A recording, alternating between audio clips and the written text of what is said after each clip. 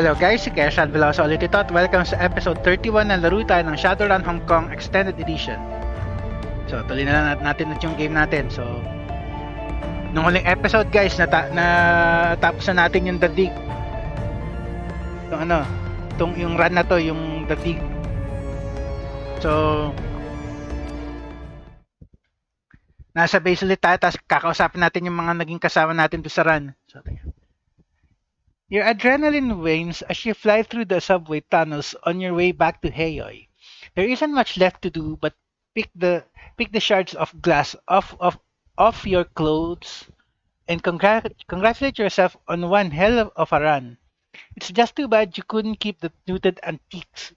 By the end, you'd managed to steal over 10,000 niyang worth of items for your client, a number that will hopefully be reflected on your mission pay. The damage you caused will likely set the museum's development back even further. Not enough to cripple the project, just enough to break a lot of exhibits, enough to send a message. But at the end of the day, you still managed to break a lot of exhibits, displays, and even the faces of a few tomb crawlers, the presence of which had conveniently slipped Drake's mind. Surprise aside, you came out on top. And thanks to some quick thinking on Drake's part, you got the books and you got out. Okay. Yan, natapos natin yung mission tapos may na-discover tayo information tungkol kay Raymond Black. Ang real name pala talaga niya is Edward Sang. So related siya dun sa kay Josephine Sang. Ang weird naman bakit pinapatay siya. So yun ang alamin natin ngayon. So teka.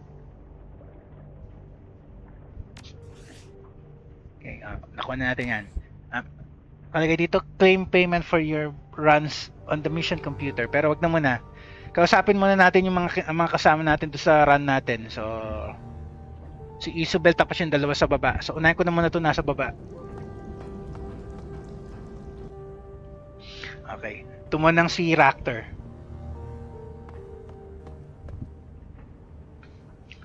The area in Raptor's shop is ripe with the stench of old metalworking fluids. He turns to face you, a burning cigarette clenched between his teeth.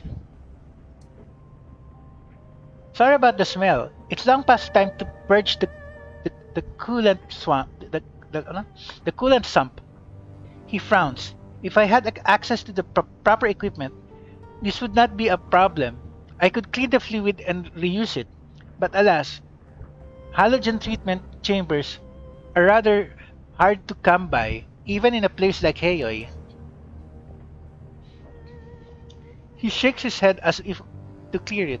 Anyway, my friend, you didn't come here to discuss the ins and outs of shop maintenance, I'm sure. So what does bring you here? Okay. I've been thinking about what we talked about last time. Mind if I ask you a few questions? I have to go. Maybe we could continue this another time. Any thoughts about that last run? An interesting diversion. The mummies that we encountered were fascinating. Dead flesh, reanimated by the controlling will of an astral being bound within.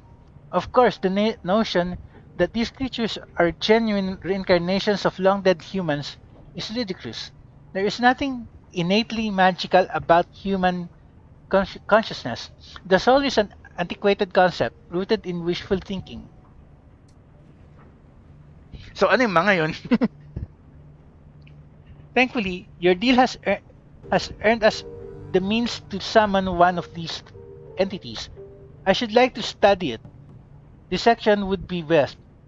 But given the circumstances, I suppose that external observation will do. Good work all the same. My notes will be the richer for it. Now, what else would you have of me? I've been thinking about what we talked about last time. Mind if I ask you a few questions? He lifts his head in acquiescence. Be my guest. I have no secrets to keep. About the drone self-repair system that you invented, how did it work? What do you think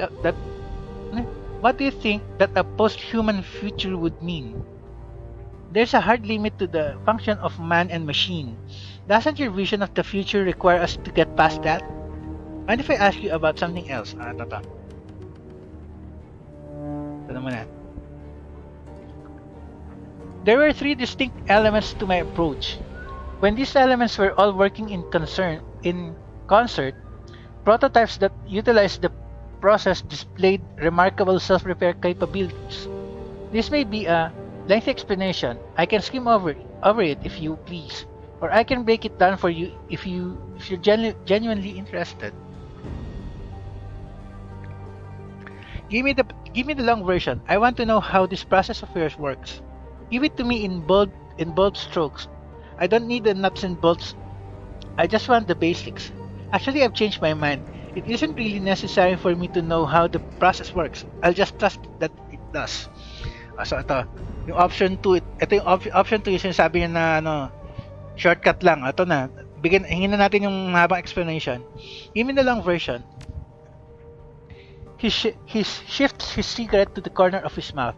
Very well, the long version it is. The first element of my process was an outer skin that the drone could be wrapped in. A refinement of older biomimetic self-healing materials, modeled to emulate the self-repair capabilities of living beings. Imagine a polymer composite interlaced with microtubules, capillaries, if you will. These vessels are capable of delivering bonding agents to the site of a wound as it occurs, thus healing it. Interesting, go on. I've heard of smart materials that operate on a similar principle. They've been around for decades, haven't they? Ito na lang, interesting. Go on. The second element involves the underlying structure of the drone's architecture. The servos, gear circuits, etc. Utilizing self-assembling materials and redundant systems, I created a system by which damaged components could be fabricated and replaced by the drone itself without any need for human interference. Alright, so you have self-healing skin and a self-repairing underlying structure. What was the third part?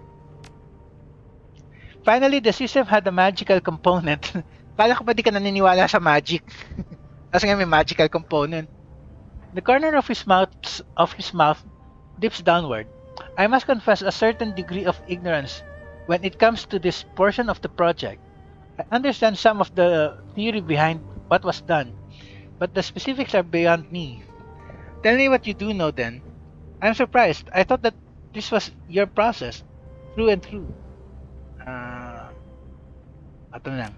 Masyado yung baka magalit siya doon sa second option eh. In layman's terms, a magical element was necessary to render the system self-perpetuating. Obviously, no purely mechanical system can repair itself indefinitely. The synthetic skin becomes more brittle with every wound that it heals, and the automated assembly components will eventually run out of materials to work with. As a rule, fighting against entropy is a losing proposition.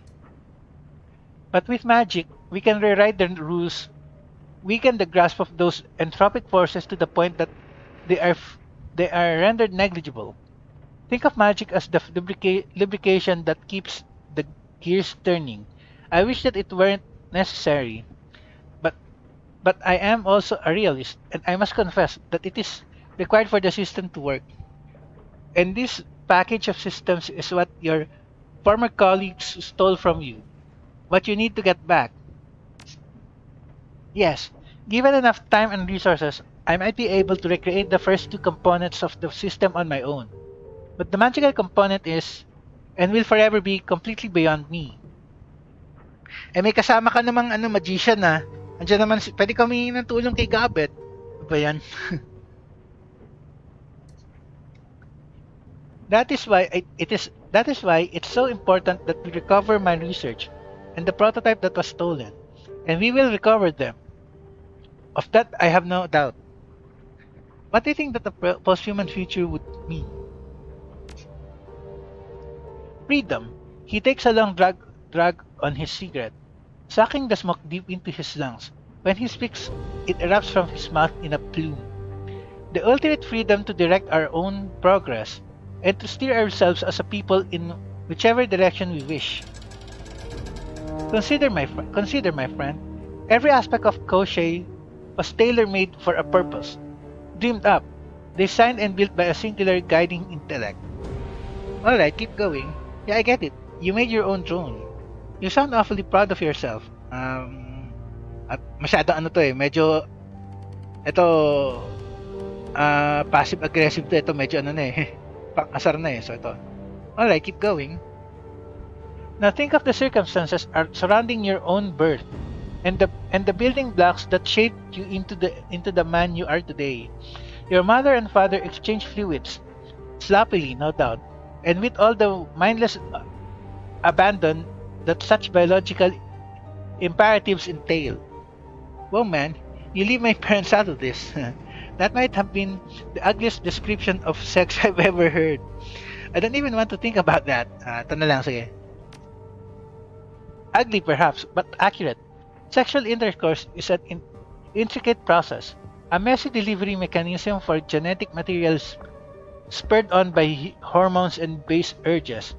An attempt to guide the process on a societal level gets branded eugenics and described as monstrous for obvious reasons. But I digress. The point I was making was that the forces that shaped you and me and everyone else you care to mention were ultimately mindless ones. Blind, manipulative, ideological drives that led the sperm and an egg to collide. Add in a roll of the dice and a dash of Mendelian genetics and here you are. Philosophical na medyo The natural processes of evolution and sexual selection guide the development of our species.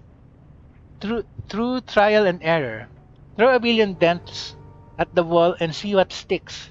In the future that I foresee, this process will be reined in, guided by our own controlling intellects. To co-opt an antiquated phrase, the myth of intelligent design will become a reality, but we will be our own gods, reshaping ourselves as we see fit. Okay. Tell me again, what does this have to do with posthumanism? Biological evolution is full of choice, Ractor. We choose who we mate with. That choice helps determine the traits that our offspring will inherit. Let me get this straight. You're a scientist, possibly mad, who is literally telling me that he wants to play God. How cliche is that? Wag naman. Magagalit siya dito eh. Tapos to, ito hindi totoo to eh. Evolution is random. Hindi yun by choice. Hindi namimili ang natural selection. Ano yun? Random yun. Kung alin yung useful, yun ang ma-retain. Ito na lang. Tell me again, what does this have to do with posthumanism? Step back for a moment and imagine a future in which we have fully integrated with machines. Really imagine it. There will be no niche that we cannot fill. We can guide our own evolution, tailor ourselves to whatever environment we see fit. We will no longer be slaves to the selective process that have dictated our development since time immemorial. Parang ginagawa na nga yun eh, yung mga cybernetic implants. So essentially, you want us all to be what? Robots? Let's say that you're right. At what point do we cease being human and become something else instead? Tama, may mas maganda to kaysa naman tong isa. He shrugs. Whenever we choose to define ourselves in that way, humanity is an intrinsically human concept. If we decide to rebrand ourselves as a different species, that is our decision to make. I strongly suspect that nobody else would care. There are other forms of intelligent life out there.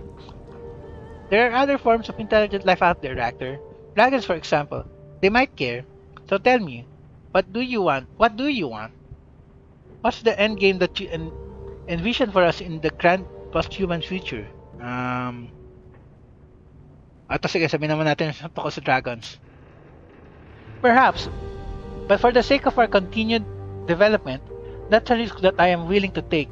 We cannot limit ourselves to our fear of what others might think. Koshi raises itself on its legs, stretching so that tractor can caress its chassis.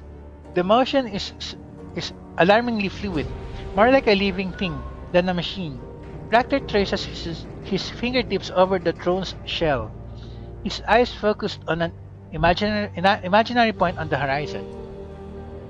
We have placed such unnecessary limitations on ourselves, my friend.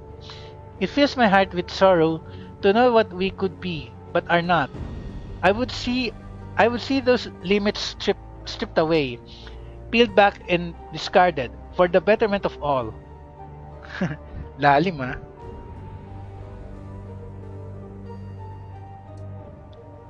In the future that I foresee, we will open our eyes to the possibilities that surround us. Bodies reshaped to thrive in the deep ocean and the depths of space, bodies inspired by nature or the human imagination or both. Bodies can be used and shed and used again, inhabited as their wearers see fit. Okay, transferring ng consciousness. The timely realization of such a future is what drives me forward. It is the cause to which I have devoted my life, and thankfully it is inevitable. He tips his cigarette, sending ash spilling down onto the metal floor. Assuming, of course, that we don't destroy ourselves first. Oh, may punch siya doon. There's a hard limit to the fusion of man and machine. Doesn't your vision of the future require us to get past that? You're speaking of the essence limit and the problems associated with essence loss. He releases a plume of smoke from the corner of his mouth. Tama nga, may point nga. Yung sa sa mechanics ng Shadowrun mismo, nung mismong game, tsaka yung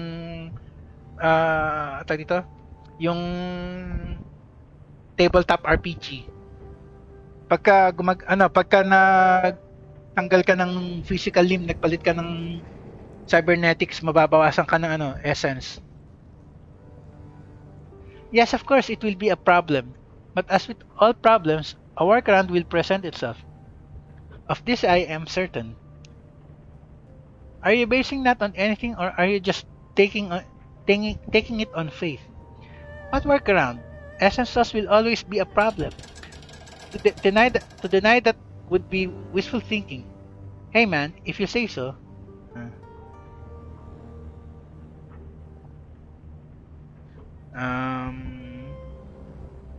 Pwede. Imbis na babawasan yung essence loss. Pwede siya eh. Imbis na 2 ang isang part, magiging 1 lang or 0.5. Pwede. Always is a dangerous word, my friend. I would encourage you to broaden your thinking.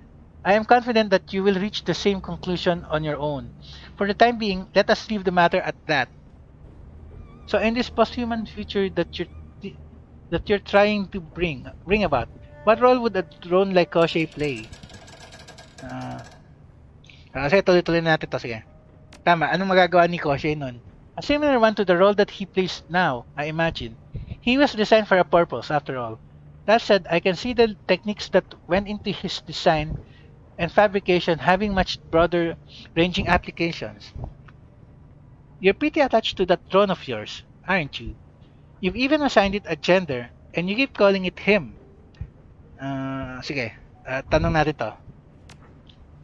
Yes, of course, Koshi is very close to me. As if on cue, the drone scuttles forward. The hardened tips of its claws screeching across the metal floor of the shop.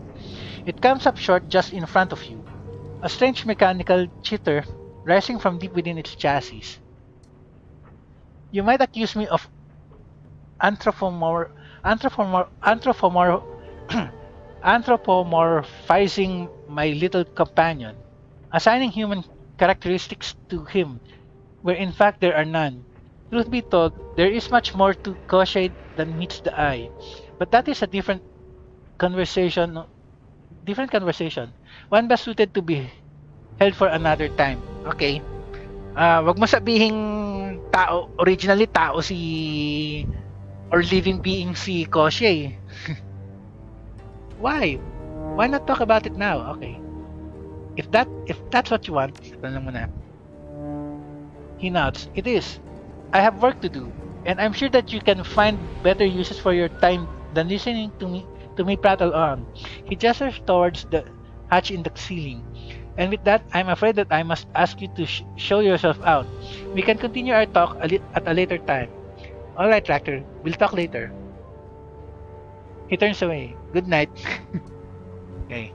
Hindi pa tayo lalabas dito. Kakausapin pa natin si si Gaichu eh. Check ko lang yung time. Check ko lang yung time natin, guys. Mahaba-haba pa. 30 minutes pa mahigit. Okay. Ikaw naman, Gaichu. Ano masasabi mo doon sa naging run natin? In the darkness of the cabin, Gaichu is hunched over a pile of keepsakes. He has unpacked most of his box, and the contents are lying strewn about the floor in a disorganized mass. The ghoul gingerly picks through them, turning each one over his fingers as he feels their shape. He addresses you without looking up. Please mind your step, Tank. I fear I have made a mess, and many of my possessions are quite delicate. I would be rather upset if you were to accidentally crush any under your feet. After a moment, he places the one he holds, a small ceramic statuette of Daruma, to one side. Lifting his face, he touches his brow in salute. I apologize for the mess. Why have you got all this on the floor?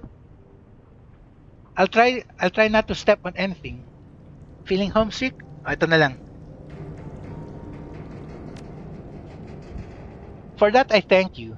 Gaichu gingerly begins collecting his things and arranging them back in the box. I am simply thinking about the chain of events that brought me to Hong Kong. I've been considering our talk about my former unit, about what my plans are.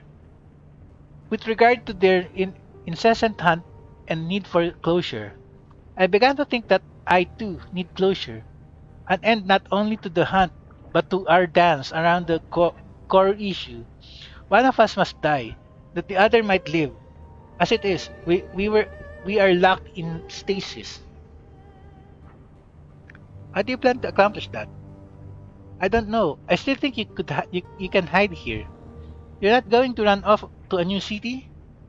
Ano lang. Kasi sinabi natin sa kanya na wag nang siya magtago eh. Ito. How do you plan to accomplish that? That is the question that I have bent my mind to answering since last we spoke. It is not an easy question to answer. My initial thought was to strike at a secure Renraku holding. My initial thought was to strike at a secure Renraku holding, something valuable enough to draw the attention of the Red Samurai, and ensure that Renraku reported that a ghoul was involved in the mission. It turns out that was not necessary. I began searching the Shadowland BBS for any jobs against Renraku holdings here in Hong Kong. Gaichu taps his braille reader with one toe.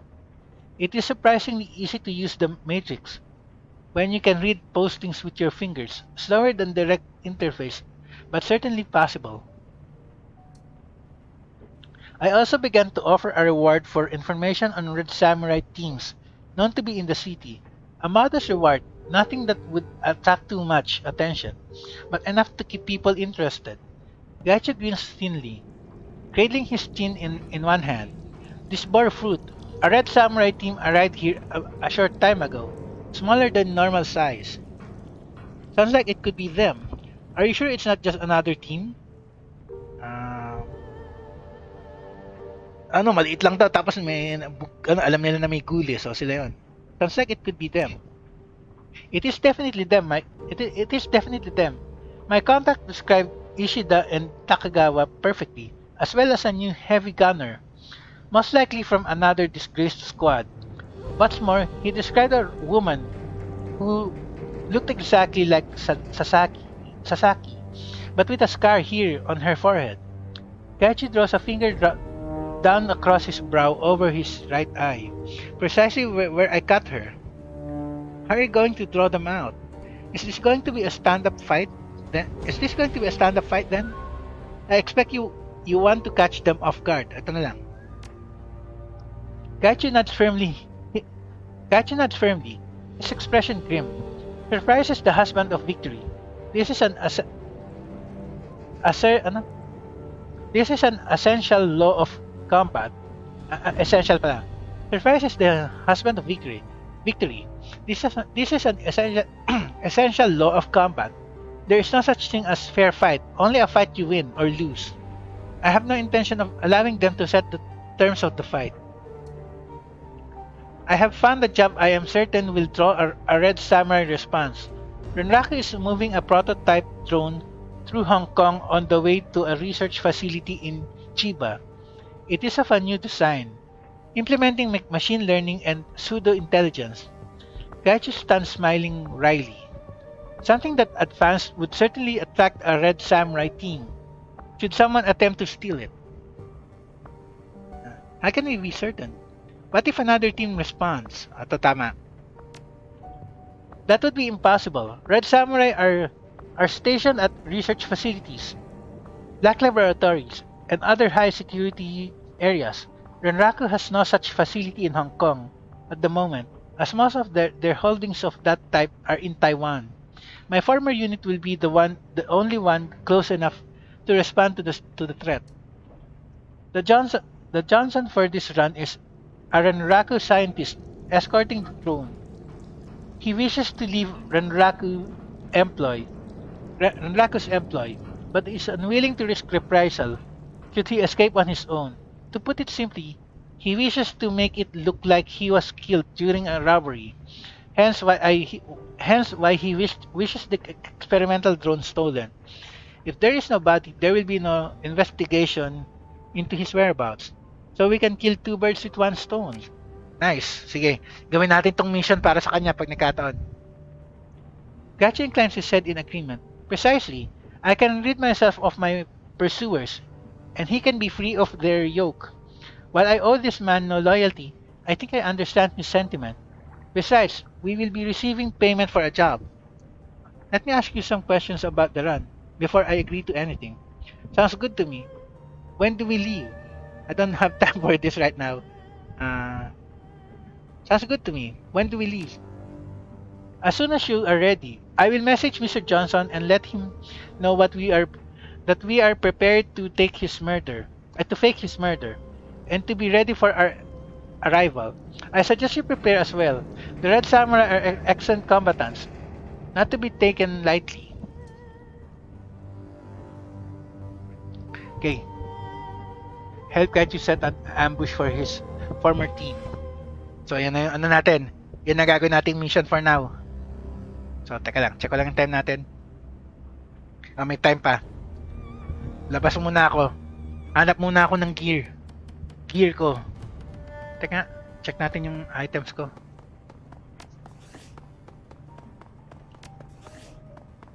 Okay, meron pa akong revival item. Bibili lang ako ng isa. Pag nagkataon. Tapos kailangan ko na bagong weapon tsaka bagong siguro. Yung bagong yung third level na spell.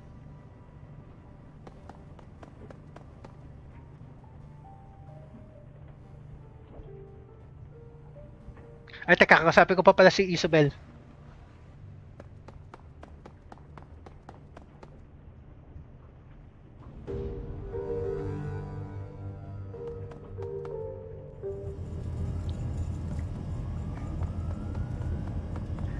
Save muna natin dito.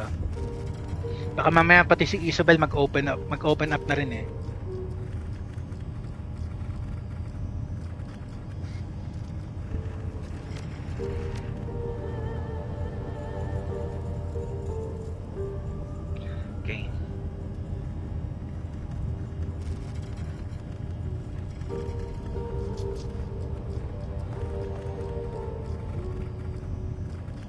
Isabel's avatar blossoms into the screen at your approach.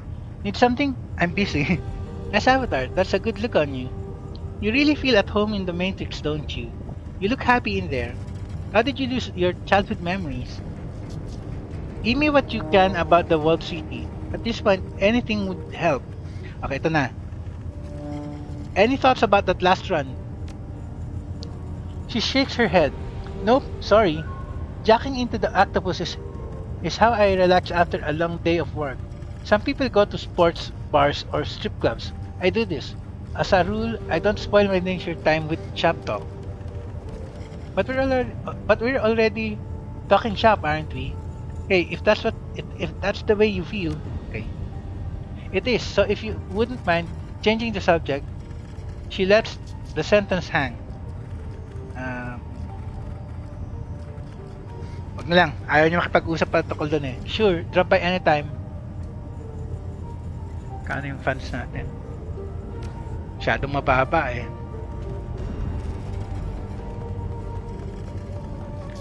Kunin ko na yung kunin ko na yung earnings natin for now. Pero hindi pa tayo kukuha ng job ngayon.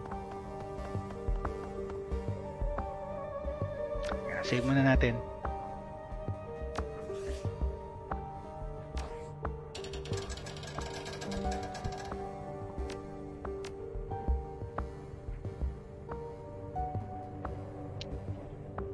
Yeah. May 4 karma ako eh. May mabibili ba ako? Kailangan ko pa isa para sa unarmed. Isa pa para sa unarmed. Tapos quickness siguro susunod ka. Okay, or natin ka. Your workstation in Mission Computer. The cool blue tones of the workstation's main menu fill the screen. Blue, edi Windows 10 or 11. Check your inbox for new messages. You have 300 messages. Okay. A blinking message in the upper right corner notifies you that you have 300 messages. Okay, basahin naman natin. Urgent problem. From Bao Jianjun to Tank. Subject: urgent problem. We have a problem to solve. It is urgent. Meet me at the mahjong parlor. Kindly orders. Strangler Bao. Okay. Out of town. From Kindly Cheng to Tank. Subject: out of town. I'm not in Haeyoy right now. Right now. So don't bother coming to see me. We'll talk when I return. Please continue with our business ventures in the meantime. Auntie C. Okay maganda na ang mood ni Kindly ngayon Data retrieval. From Kindly Cheng to Tank. Data retrieval. I hope you're enjoying your newfound success in the shadows. I've got another job for you. One that should prove very lucrative indeed. I've been contacted by an employee of the Eastern Tiger Corporation, and he needs you to steal some research data and biological samples from his employer. The man's name is Tigath Wright. Until recently, he was a researcher on a genetic engineering project. He was cagey with the details, but I gathered that it centered around phenotypic alterations and postnatal genetic enhancements. Unfortunately for Wright, he's got a conscience. Stupid man.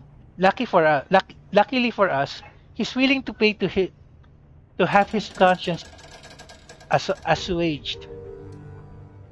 Wright's project was apparently quite humble. Experiments on living children, total disregard for biomedical ethics or safety. And when Wright raised concerns, he was taken off the project. He's decided to step outside the bounds of the law and expose their wrongdoings to the world. The snag, you see, is that his wife and child live in Seoul, not quite the heart of Eastern Tiger's power, but close enough. He's afraid that if he releases the information, he's afraid that if he releases the information himself, they'll be taken prisoner and used as leverage. The idiot should have thought of that before, but that's not our problem. The samples and data are currently on an Eastern Tiger cargo ship, the MV Naichi, sailing near Hong Kong, on their way to Seoul. The storm slowed the ship down, so you don't have to go right away, but don't take too long. Once you have the data and samples, you're to call Wright. I've attached his number. He'll give you instructions on how he wants the information leaked. When you're ready, let me know. I'll arrange transport with Captain Jomo. He's a local Loho Jowa pirate. He's a local Loho Jowa pirate and smuggler, but don't let that but don't let that put you off. He's as good as they get, and he'll have you on that ship without incident. Wag na muna. Go back. Wag na muna natin kunin. Hindi mo na tayo kukuha ng jobs ngayon. Okay.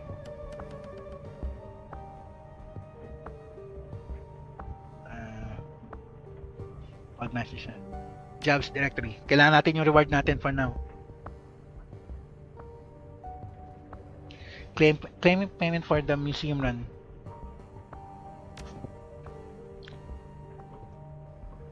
You submit the job as finished and await the response. A few moments later, a message pops onto the screen. Kano? 1.9 lang. Napaka ano naman nung Drake na yon. From Mr. Drake to Tank. Well done. You went above and beyond what I asked and liberated some truly precious artifacts. I've attached the payment you're owed, plus a little bonus. I trust that you'll keep quiet about what exactly was liberated from Liu's little museum. I'll come collect the books from Kindly Cheng shortly, Mr. Drake. So at least meron akong 2-3. Okay.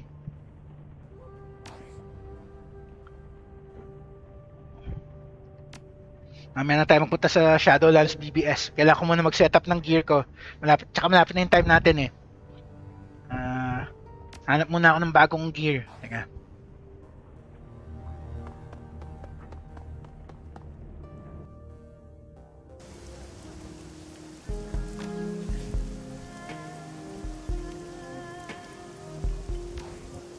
Okay, yung mission kay Gaichu. Saka naman ang gawin yan. Teka lang.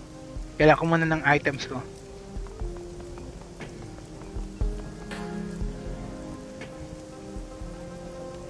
Ikaw muna.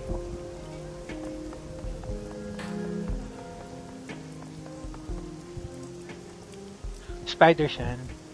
Leaning against the weapons table, Shen rests one hand atop a glass-covered case. Inside the case is a thin Chinese sword, a qian, with an ornate grip and blade etchings. A small label on the side of the case reads, "For White Ming." Ho there, Tank. Come to find a blade or maybe some ginseng and purely root. How did you know my name? I haven't haven't told. Kaloko, palpak tong dialogue na to ha. You think all I do is sit on this boat and wait for you to show up? Come on, you're Kindly Cheng's pet Shadowrunner. Your name's all over Heyoy. Shen grins, gesturing at you. You stand out, man. That's a good thing. It means you're becoming somebody, not staying one of the forgettables. Shen stands twisting left and right to a chorus of cackling vertebrae. So what do you need today? Tanong natin, what's with the sword? This little thing? Shen runs one hand over the glass top of the case, smiling fondly. This is a masterpiece, crafted by my own hands, as a gift for White Ming. He's being elevated to a red pole. 120 centimeters 120 centimeters in length, 3.5 centimeters wide at the base, tapering to a 2.75 before the tip, half a centimeter in thickness, with a twining dragon motif along the fuller, and it lights on fire when the appointed owner holds it. Very nice indeed. That sounds impressive. Ito na. It's more than impressive. It's done masterpiece is what it is. Jen's annoyance is a jagged edge across the statement. You think it's easy to make a sword like this? Hell no. Took me 4 months. Few red poles in any triad can claim a weapon as fine as this, and none of them are masters of sword like White Ming. A master of wudang sword like White Ming. His skills with the Jian are peerless in Hong Kong, and any who face him in combat will know when he draws his sword that they have no chance against him. Nice indeed. What goes into making a sword like this? Time, patience, good steel stock, to be certain, a fair amount of alchemical materials like orichalcum, crystals, etc. The real key is human bone.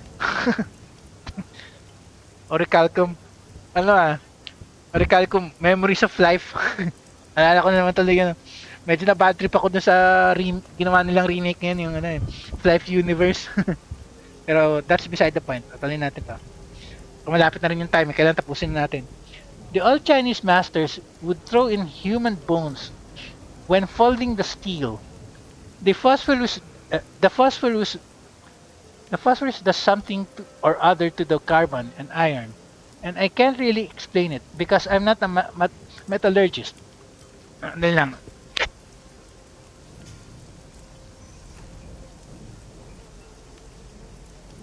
Okay, 3 minutes na lang pala guys. Teka, kailangan bisa ko na to. I'm not a metallurgist. I just do what I learned on the mountain. But it works, believe me. It gives the blade a soul. It's not so much the edge that cuts, but that soul. It's why weapon foci go through spirits like a knife through butter. Show me what you've got. Kailangan ko ng bagong items. Kailangan ko yung key casting. Ito ba yun? Level 6, level 5, level 4.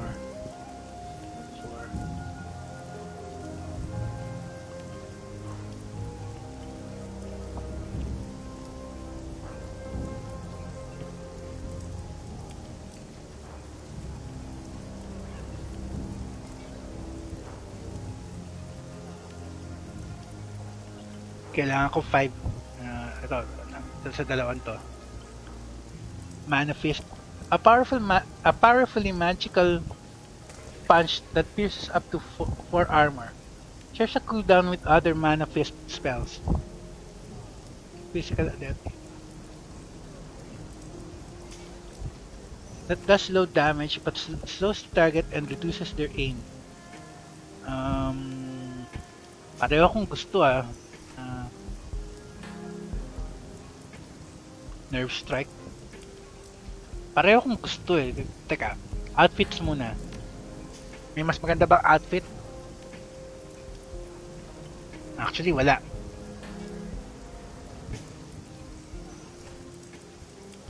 Weapons muna. Hanap muna ako ng weapon ko.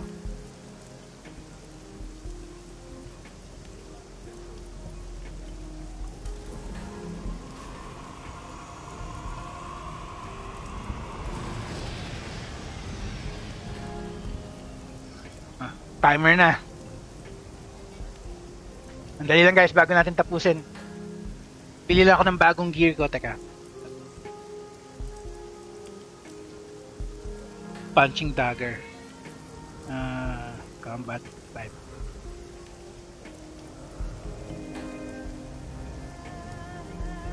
throwing weapon to eh. Ito.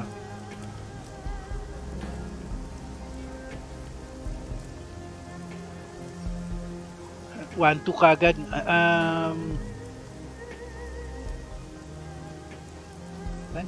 Damage 2.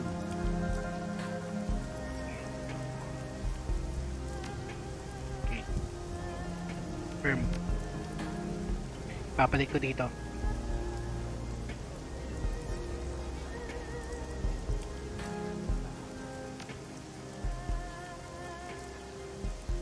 Punching dagger. Ito isa. Spike fist. Kailangan bibenta ko na lang yan. Confirm. Okay. Show me your what you got. Benta natin yung ano, yung luma natin. Ito, bibenta ko to. Tsaka to. Kano yan? 400 lang. Okay.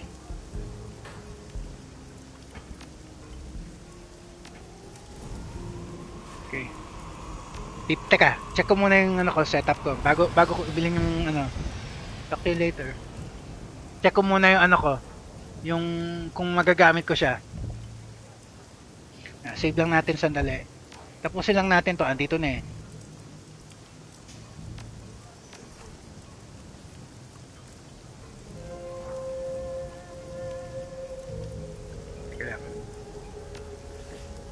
Tapusin lang natin itong pag-setup ko ng gear.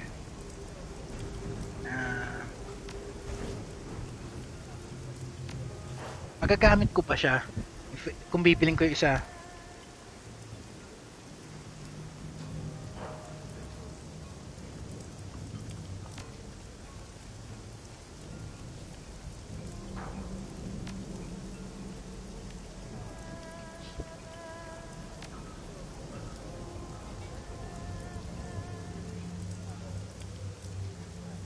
Manifest.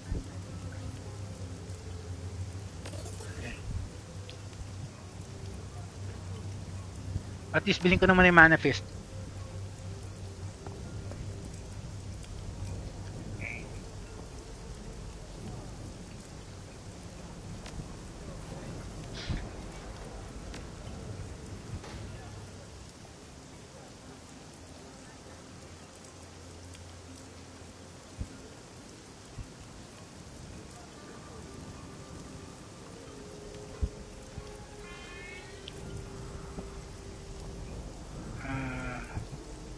Pwede ko bilhin pareho eh.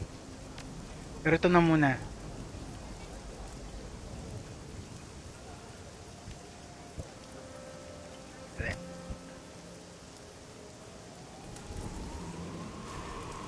O, tatlong spot lang pala, hindi rin pala pwede. Tatlong spot lang eh. Passive.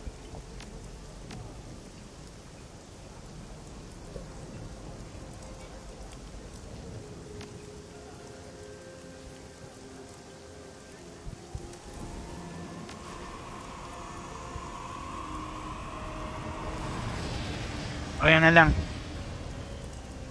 Tatlo lang yung ano eh, tatlo lang yung slot ko eh. Hindi pwede. So, okay na.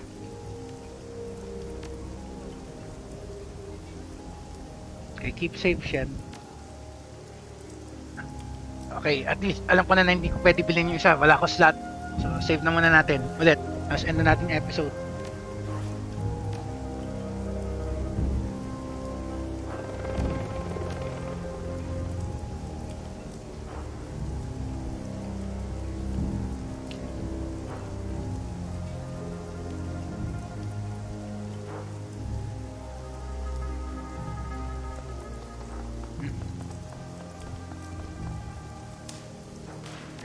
Check ko lang ulit yung setup natin.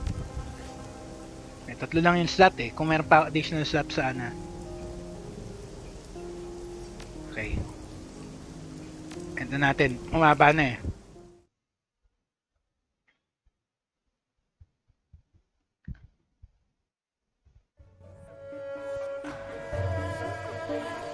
Okay guys. Kaya saan wala sa signing off? Sa episode na lang ulit.